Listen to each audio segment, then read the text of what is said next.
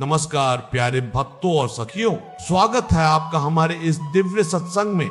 आज हम बात करने वाले हैं उस राह की जिस पर चलकर जीवन का असली मंगल होता है। गुरु की आज्ञा, श्याम श्यामा की कृपा और मन को वश में करने की कला। अगर आपका मन बार बार भटकता है, अगर नकारात्मक विचार आते हैं और अगर आप सोचते हो कि मेरा कल्याण कब होगा, तो ये सत्संग आपके लिए ही है। यहाँ कोई जटिल ज्ञान नहीं, सिर्फ सरल बातें हैं जो सीधे हृदय को छू जाएंगी। पूरा सत्संग हमने छोटे छोटे भागों में बांटा है ताकि आप आसानी से सुन सके और बार बार सुन सके। तो तैयार हो जाइए, मन को शांत रखिए और गुरु कृपा की इस अमृत वर्षा को पीजिए। चलिए शुरू करते हैं। भक्तों, याद रखना, असली परमार्थ सिर्फ गुरु की आज्ञा पर टिका होता है, अहंकार पर बिल्कुल नहीं। हम अक्सर सोचते हैं मैं ऐसा कर लूंगा, मैं वैसा कर लूंगा, लेकिन असली बात यह है कि श्याम श्यामा हमारे हृदय में गुरु की मृदु मुस्कान और उनकी कृपा दृष्टि से ही प्रकट होते हैं, साधना से नहीं बल्कि गुरु की दृष्टि से। मान लो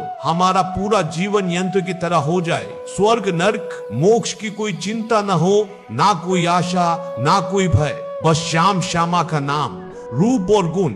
एकांत में बैठकर मंजीरा बजाओ, ताली बजाओ और शुरू कर दो भजन। हम रोज राधा राधा जपते हैं, लेकिन मन लगे या ना लगे उसे हमारे रंग में रंगना ही पड़ेगा। हम मनुष्य है, पशु नहीं। मन हमें जिधर चाहे ले जाए, ऐसा नहीं चलेगा। हमें नाथ का आश्रित बनना है। अगर पहले नकारात्मक भाव हृदय में भर लिए तो सब नष्ट हो जाएगा, लेकिन जो भगवान से प्यार करता है वो शरणागत कहलाता है। अपना मन, अपना दिमाग, अपना साधन सब छोड़कर बस रोना और कहना, हे प्रभु मैं ऐसे होते हुए भी आपका हूँ।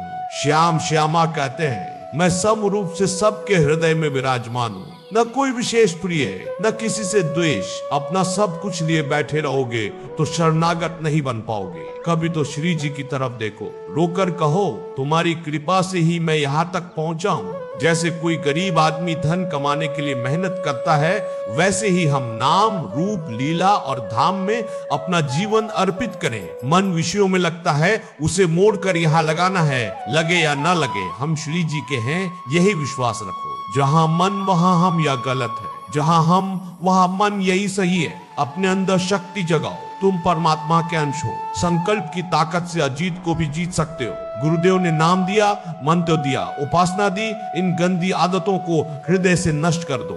फकीर बन जाओ, चिंता मिटे, मन बेपरवाह हो जाए। साधना का सबसे बड़ा केंद्र नाम, रूप, लीला और धाम है। यहाँ भजन होना तय है। ध्यान रखो, प्रिया प्रीतम गुरु की आज्ञा में रहने वाले पर ही रिश्ते हैं। आज्ञा के विपरीत चलोगे तो नहीं मिलेंगे। उनकी बनाई मर्यादा में खड़े रहो, बस यही काफी है। अभी अमृत बरस रहा है, तुम सो रहे हो, जगने की कोशिश करो, नहीं तो बाद में पछताओगे। हृदय को सच शब्दों से भर लो।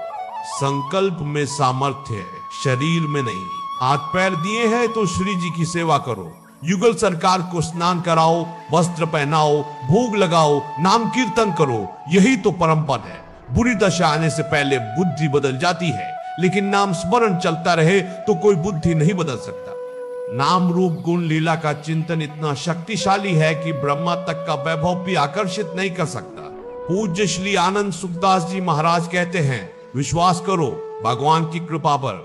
जैसे कोई धर्मात्मा तुम्हें पंगत में बिठाए, वैसे ही प्रभु ने मनुष्य दे दी, सत्संग दिया, शरण में लिया। अब क्या भरोसा नहीं कि परम पद मिलेगा।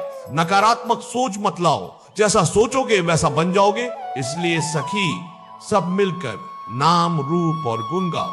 श्रीपाद आनंद भक्त जी महाराज कहते हैं, वृंदावन की महिमा सुनो, यहाँ झाड़ू लगाने से मोक्ष भी उड़ जाता है। महाप्रभु प्रेमानंद जी कहते हैं, मोक्ष से मुझे भय लगता है। हमें प्रिया प्रीतम से अलग होकर मोक्ष नहीं चाहिए। हमें सेवा का रस चाहिए, दास्य, सख्य, वात्सल्य, कांता, सहचरी भाव। शरणागति ले लो, बस कृपा रूपी ट्रेन में बैठ गए, वह तुम्हें निकुंज रूपी प्लेटफॉर्म पर उतारेगी।